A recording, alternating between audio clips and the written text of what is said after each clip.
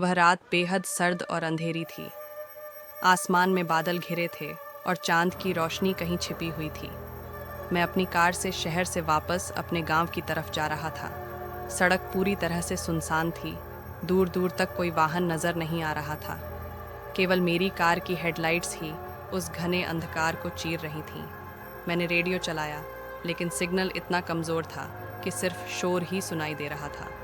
मैंने रेडियो बंद कर दिया और ड्राइविंग पर ध्यान केंद्रित किया। कुछ दूर आगे बढ़ने के बाद अचानक मैंने देखा कि सड़क के किनारे एक औरत खड़ी है। उसने लाल रंग की साड़ी पहनी हुई थी, उसके बाल बिखरे हुए थे और चेहरा साफ दिखाई नहीं दे रहा था। रात के इस समय उस सुनसान सड़क पर उसे देखकर मेरे शरीर में एक अजीब सी सिहरन दौड़ गई। पहले तो मैंने उसे नज़रअंदाज करने की कोशिश की, लेकिन जैसे ही मैं उसके पास से गुजरा, वह औरत अचानक से सड़क के बीचों बीच आ गई। मैंने तुरंत ब्रेक मारा और कार एक ज़ोरदार झटके के साथ रुक गई। मेरे दिल की धड़कन तेज़ हो गई थी। मैंने कार की खिड़की से बाहर झांकने की हिम्मत जुटाई, लेकिन उस औरत का कोई निशान नहीं था। ये कैसे संभव था? वह तो मेरे सामने ही खड़ी थी। मैंने सोचा, शायद मेरी थकान के कारण मुझे वहम हो रहा हो। मैंने कार फिर से स्टार्ट की और आगे बढ़ने लगा।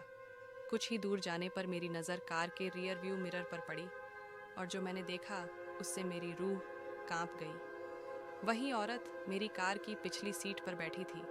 उसके चेहरे पर एक भयावह मुस्कान थी और उसकी आंखें सीधी मेरी ओर देख रही थीं।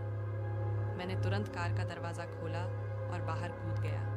चारों तरफ सन्नाटा था, सिर्फ मेरी तेज़ सांसें सुनाई दे रही थीं। मैंने डरते डरते कार के अंदर झांका, लेकिन अब अंदर कोई नहीं था।